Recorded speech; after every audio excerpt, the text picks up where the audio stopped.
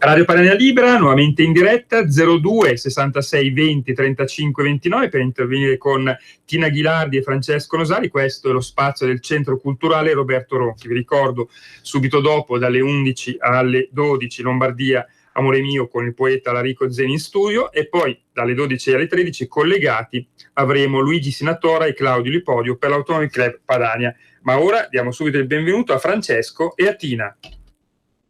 Grazie. Buona Padania a tutti. Ci troviamo in questa giornata ventosa, con un 25 aprile appena passato ed un prossimo 1° maggio, festa dei lavoratori. Esatto. E c'è da chiedersi, così almeno noi all'interno ci siamo chiesti, se avevano un senso così come sono, senza una ricerca, uno studio, ma solamente quando sono più che altro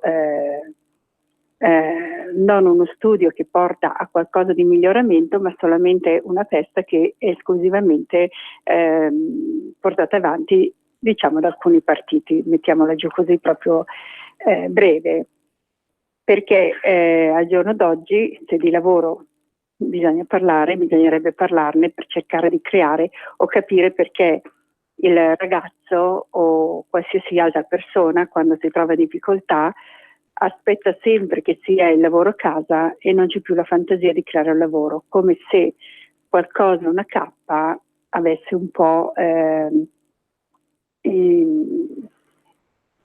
invece di portare avanti qualcosa di studio, di positivo, che quindi può portare a un miglioramento, è come se invece ci si fermasse come una rassegnazione e si lasciasse questo solamente alla politica. Quindi mi chiedo alle volte se queste feste hanno veramente un significato al giorno d'oggi o non devono essere trasformate in qualcosa di diverso. Questa è una cosa interessantissima. Innanzitutto un saluto, un abbraccio ai nostri radioascoltatori, i nostri 4 gatti e alla nostra star, il gatto Gregorio di Bruna, eccetera, di Bruno da Segrate, che quando sente la musichetta si mette davanti al video oscuro per ascoltare, poi se ne va. È la star. Ora, hai posto un problema che è forte, tu che hai lavorato una vita, che oltretutto la tua vicenda lavorativa ha una particolarità che vorrei richiamare, cioè le grandi multinazionali per le quali tu lavoravi avevano bisogno in realtà poi del ragionat, cioè di colui che di assoluta fiducia che tenesse i conti in ordine. Ecco, questo è un altro aspetto dell'organizzazione del lavoro che oggi, fra tante start-up piuttosto che soluzioni elettroniche,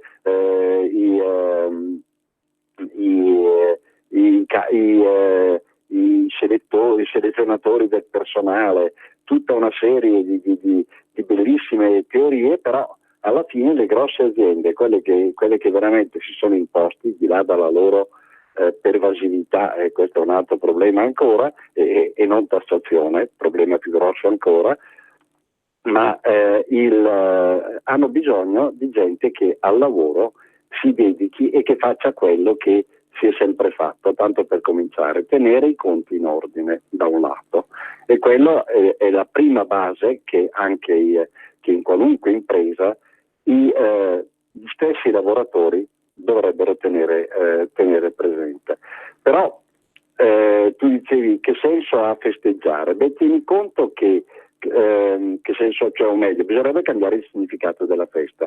In effetti teniamo conto che la dizione della Costituzione, cioè questa Repubblica fondata sul lavoro, è una dizione che è frutto di un compromesso fra il Partito Comunista e la Democrazia Cristiana nel 48, alla fine della guerra.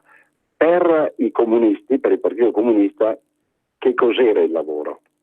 Il lavoro era l'attività necessaria per far funzionare i mezzi di produzione che, secondo la visione comunista, visione di allora, perché il marxismo ha avuto come effetto il comunismo. Oggi il marxismo si presenta sotto altra vece, sempre sulla base di una struttura e di una sovrastruttura, però allora il lavoro era l'attività finalizzata a far funzionare i mezzi di produzione visti come base della società. Il volere volare, l'uomo in definitiva, la persona, non era persona, era un mezzo per far funzionare altri mezzi, una struttura di base. Quindi l'imprescindibile principio kantiano, che l'uomo non deve essere mai un mezzo ma sempre soltanto un fine, già in teoria sostanzialmente viene stravolto, anche se da un punto di vista formale così non era. Bene, c'era quella visione del Partito Comunista in un momento in cui l'Italia era lì per avere in casa una rivoluzione, e una rivoluzione armata che voleva portare l'Italia dalla parte dell'impero sovietico, così come era avvenuto per la Jugoslavia di Tito, cioè voleva passare dall'altra parte. Teniamo conto che in quell'epoca e fino al 1954 Vienna è stata occupata dall'esercito sovietico, quindi c'era questa volontà espansiva di appropriarsi, nonostante i patti di Yalta, di appropriarsi di ulteriori terre, degli ulteriori territori da parte dell'impero sovietico, per decisione, fra virgolette, democratica. Questa era un po' la visione. Quindi in quel momento fu inserito questo articolo, che in sé, ecco qui il senso della festa, in sé significava per i comunisti quello che ho appena detto, per gli altri, fondata sul lavoro. Per noi il lavoro è la naturale attitudine dell'uomo a esercitare l'attività, la necessaria attitudine dell'uomo a esercitare un'attività per guadagnarsi il pane col sudore della fronte. Questo era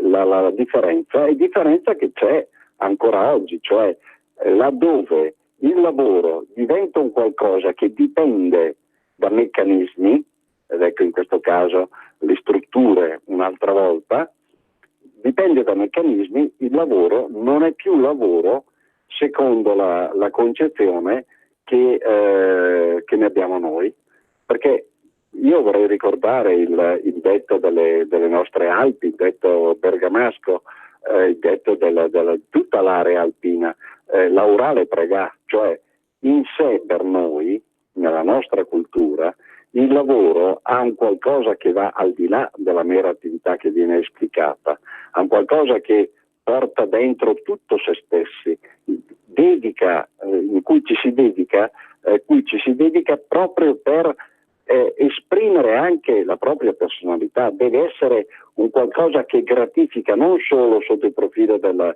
27 del mese, economico, ma che gratifica anche sotto un profilo personale. Esatto. Cioè tu devi essere orgoglioso del tuo lavoro. Il tuo lavoro, prima ancora che un diritto, è un donare se stessi. Questo è stato il miracolo economico dopo la guerra, certo favorito dalle circostanze, distrutto tutto, bisogna ricostruire tutto, è chiaro, però ha questa base, ed è questa base che occorre di nuovo scoprire, cioè festa del lavoro. Ma signori miei, per me la prima festa del lavoro è la festa delle donne a casa. Ma stiamo scherzando quanto lavorano le donne in casa, anche quelle che hanno un lavoro all'esterno, poi a casa fanno ancora il lavoro, tengono ancora figli e casa e marito. Ma la festa del lavoro è una festa di questo tipo, di donazione totale, perché la casalinga che viene sottovalutata perché non lavora. Come non lavora? Lavora più degli altri. E questo significato andrebbe riportato in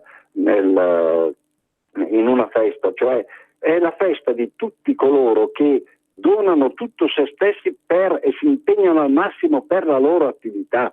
Questo è il primo, sembra una sciocchezza, ma è il primo, è quello che dicevi tu, è il primo elemento da cambiare in una festa. Non è la festa del numero degli impiegati, del numero degli operai, del numero degli occupati, no, è anche quello, ma non è solo quello. Deve essere, esatto, un lavoro che piace, un lavoro che dà una dignità, un lavoro in cui escono poi alla sera contenti. E invece attualmente in questo momento comunque perdono il lavoro meno, ma aspettano e non guardano dentro di loro cosa realmente vorrebbero fare, darebbe loro una soddisfazione, una dignità, ovviamente anche un qualcosa che gli permetta di vivere dignitosamente. Quindi secondo me è anche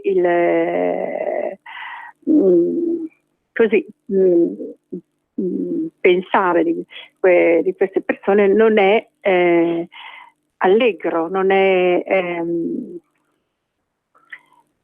non crea difficile spiegare, non apre la strada alla felicità, alla soddisfazione. Alla soddisfazione, esatto, soddisfazione, non chiamiamola felicità ma soddisfazione, nel senso che se una persona improvvisamente perde un lavoro non riesce a trovarlo, deve comunque crearsi da solo, cercare di fare qualcosa, e questo è, come dici tu, un cercare anche di avvicinarsi alla propria soddisfazione personale, anche avvicinarsi, come dici tu, che il lavoro è preghiera. Questo è proprio la faccia del problema, cioè perché non riesce a trovare altro lavoro? Perché? Perché dipende da schemi fissi, da strutture esatto. Che a un certo punto fanno quello che vogliono, e qui la rivoluzione leghista, vera rivoluzione grande, e in questo Matteo si è già espresso più volte, ne abbiamo parlato anche noi, per carità, non è che siamo proprio così al di fuori. Il primo, un'incidenza massima ce l'ha proprio quel sistema fiscale che determina chi sostanzialmente può lavorare e chi no, perché nel momento in cui per determinate attività la tassazione è troppo alta e magari è favorita se le stesse attività sono svolte da altri soggetti, esempio cooperative o soggetti simili, determina chi può lavorare e chi no, perché nel momento in cui tu devi pagare troppe tasse per un determinato lavoro non lo eserciti, nel momento in cui il guadagno è sufficiente lo puoi esercitare. Questa tassazione altissima, ed ecco il motivo dell'introduzione del principio della flat tax, cioè la tassa piatta, nel momento in cui tu hai una tassazione così elevata per le attività, tu non hai, a determinate attività non possono più neanche essere esercitate, per cui quella volontà, quel diritto a inventarsi una propria attività, nei limiti ovviamente là dove serve, non dove è nociva per la società, ma là dove serve, là dove è utile per la società, tu non te la puoi più inventare. Non te la puoi più perché dipende da meccanismi, secondo lo schema marxista, che è quello della attualmente struttura, sovrastruttura. Oggi si tratta della finanza, della tecnologia e della burocrazia dall'altra parte. Ma hanno ripetuto lo stesso schema aggiornandolo, perché quello comunista, i mezzi di produzione e le sovrastrutture che le guidavano non funzionava più, è crollato benissimo, è imploso, se ne fa un altro. Questa è la demoniaca riproduzione del sistema marxista. Certo, è per quello che su questo non avevo dubbio che la questione della flat tax aiuterebbe molto questa cosa. Questo abbiamo già detto più volte, che è un'introduzione più che giusta.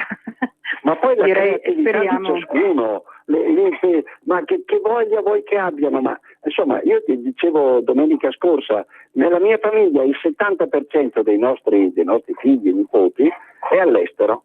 lavora per l'estero è direttamente all'estero, lo sai anche tu perché e bisogna comunque fare in modo che le nostre intelligenze rientrino un attimino. E su questo bisogna lavorare. A dimostrazione di quello che abbiamo detto domenica scorsa, esce il rapporto di non so quale ente legato all'ONU che dice in Europa il 52%, o all'ONU o all'Europa, non lo so, il 52% dei migranti sono medici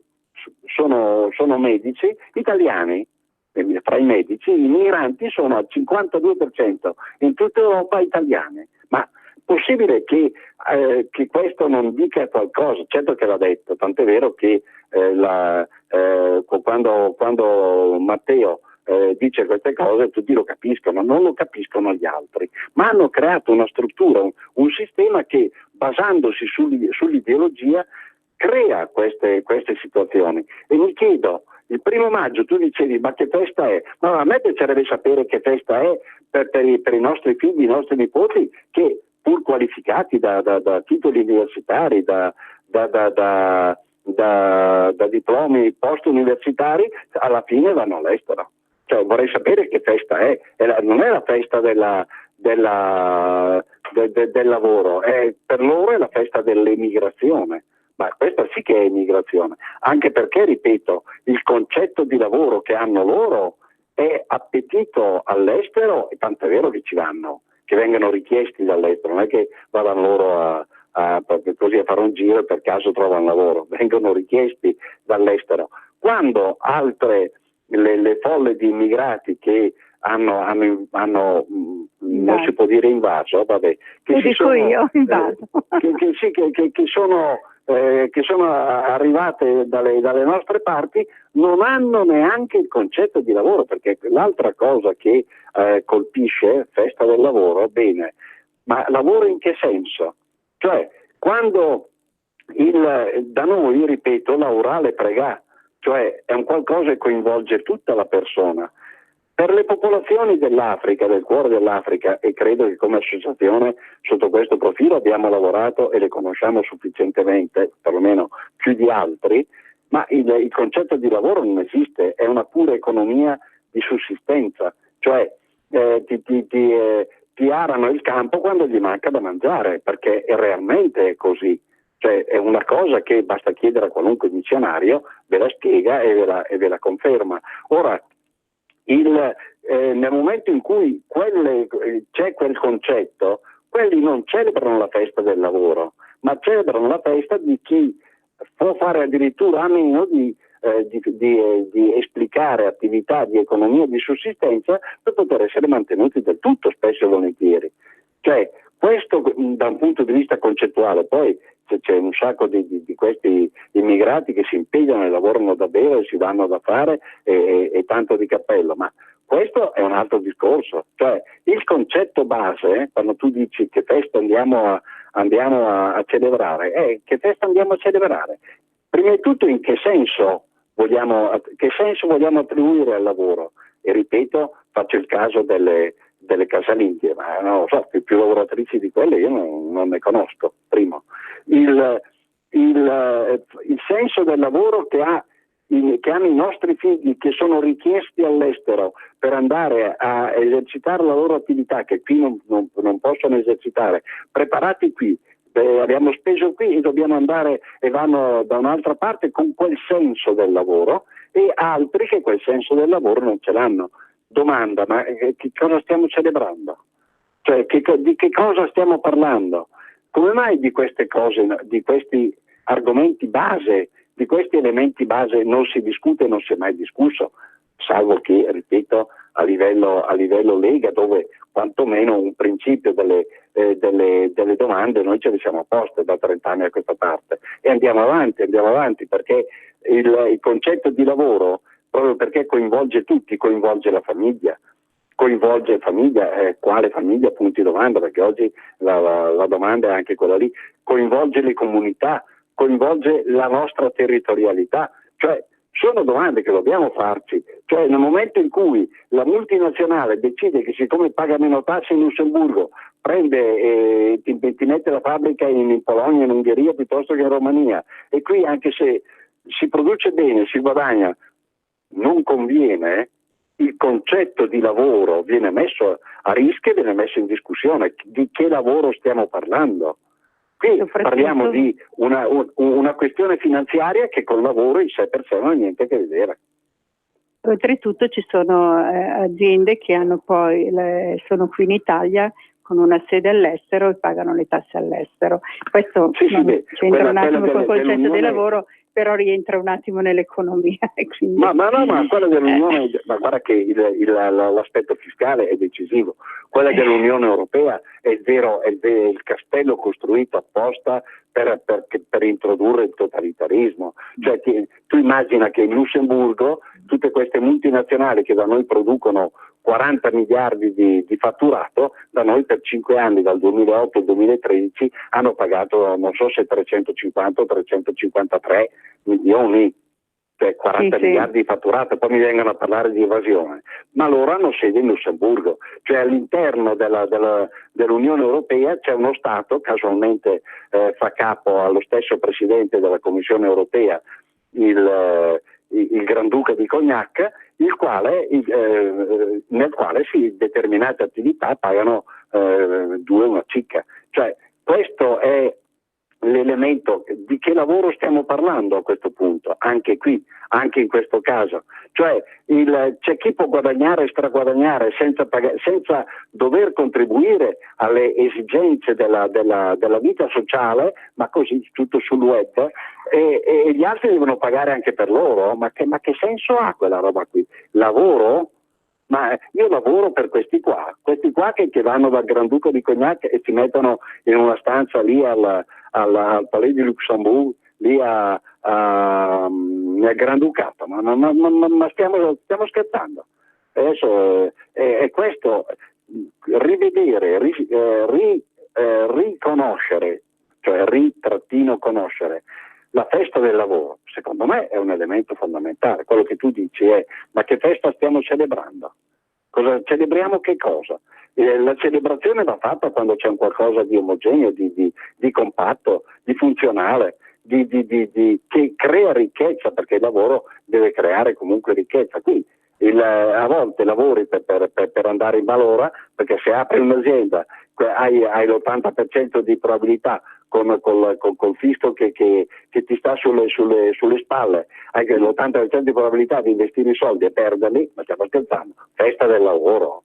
Ma che roba? Ecco, dobbiamo, secondo me, come tu dicevi, rivisitare proprio i concetti base, e andando a contestare, fra virgolette, la festa del lavoro, diventata un'esibizione della sinistra, peraltro quasi vuota, e andare a rivisitare quelli che sono i canoni per poterla di nuovo veramente celebrare come festa del lavoro, perché in parte, per carità, ci sono fatti storici che vanno rievocati e che è giusto celebrare, ma ormai rispetto all'attualità, rispetto a quello che dovrebbe significare, sono poca roba.